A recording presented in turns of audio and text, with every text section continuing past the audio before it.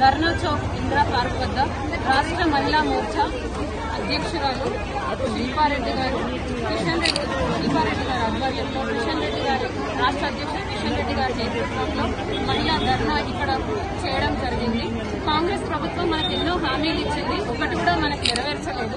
TRS ప్రభుత్వమే బాలేదు అని చెప్తే మళ్ళీ సేమ్ కాంగ్రెస్ ప్రభుత్వం కూడా అదే విధానాన్ని పాటిస్తుంది.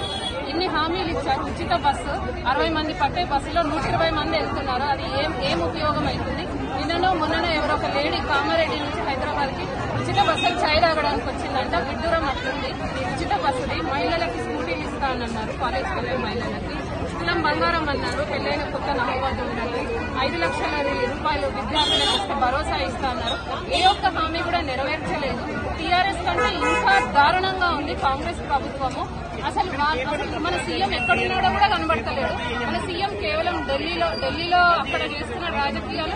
హైదరాబాద్ లో అసలు ఎక్కడున్నారు? జనాల కోసం ఏం చేస్తున్నారు? ఇచ్చిన హామీలు ఏమైనాయి అనేది కూడా మనం ఒక్క దగ్గర కూడా అసలు మనకు సీఎం ఉన్నాడని 8 నెలలు అయినా కూడా ఎక్కడ ఉన్నట్టు కూడా ఎవరు కనిపించట్లేదు. భారతీయ జనతా పార్టీ శిల్పారెడ్డి గారి ఆధ్వర్యంలో, కిషన్ రెడ్డి గారి ఆధ్వర్యంలో మహిళా ధర్నా ప్రోగ్రాం చాలా విజయవంతంగా జరిగింది.